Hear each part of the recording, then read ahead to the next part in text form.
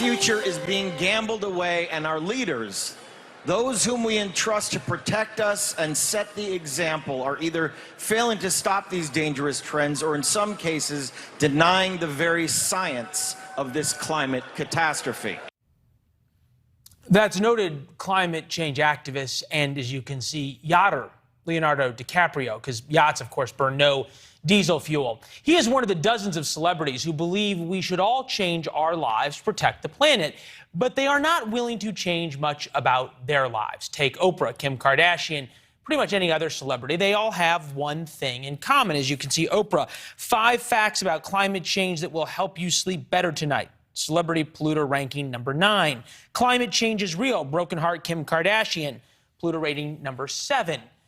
They talk about climate change and they prolifically use private jets. From the French wire service AFP, flight tracking exposure irks billionaires and baddies. How to upset Russian freight companies, Elon Musk, Chinese authoritarians, and Kylie Jenner in one go. All you got to do is track their jets. Billionaires and celebrities now unite around not one, but 2 issues: climate change and banning software that tracks their private jets. Dan Strufert is president and founder of ADSBexchange.com.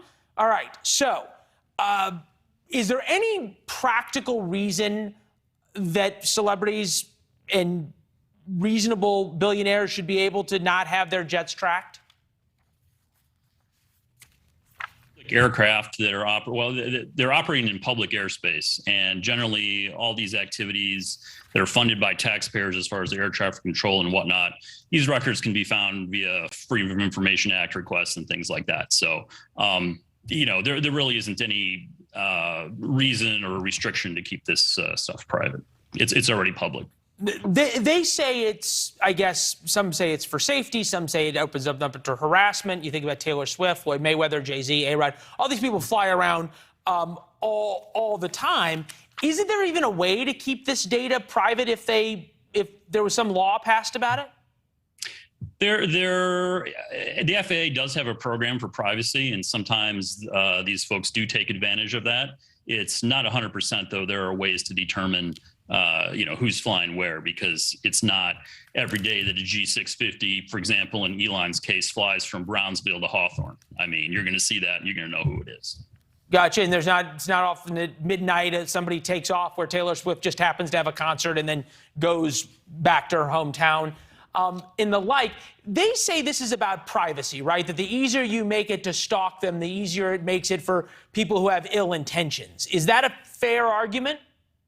Well, their planes are broadcasting the signals over the air unencrypted. Whether we pick them up or not, they're still out there. And if somebody has ill intentions, they can build their own receiver from $50 in parts off Amazon and pick it up themselves. So you can track all these planes. You're not using fancy radar or anything else. You're talking about $50 in your own receiver, and there you go. That's correct. We're an all-volunteer network, just radio and aviation enthusiasts. There's 9,000 of us around the world, and we pool all of our data. That's what we do. Wow. All right. Are you worried about this? You've been bemused? Do you feel like it's a little bit of hypocrisy? How does it go? Does it prove that you're onto something? Well, there are many uses for the data, and this is just one sliver of reaction that there's been.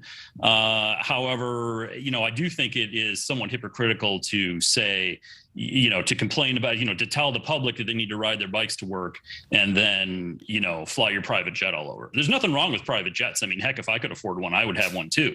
But, don't tell everyone to ride their bike. We put up Taylor Swift. Taylor Swift emissions, 23,000 minutes in the air, equivalent to 15.9 days. Total emissions, 8,293 tons. 1,185 times more than the average person's total emissions in an entire year. That's just for her to fly around. So this is a real thing of the carbon hypocrisy, if you will. It is. Now, to be fair and balanced, that's not really all her. She does maintain a fleet of, I think, several jets, and she charters them out when she's not using them, kind of like people would loan out their yacht or whatnot, for money. It's a side business for her, basically. I love it when you say, and we always try to be fair on this program, but for somebody to say, to be fair, she has a fleet of private jets, is something that has not been said yet. So you get that award, Dan. Thank you. Well, I'm an aviation enthusiast, and if I could afford it, I would do the same probably. A fair and honest broker of information. We appreciate you joining us.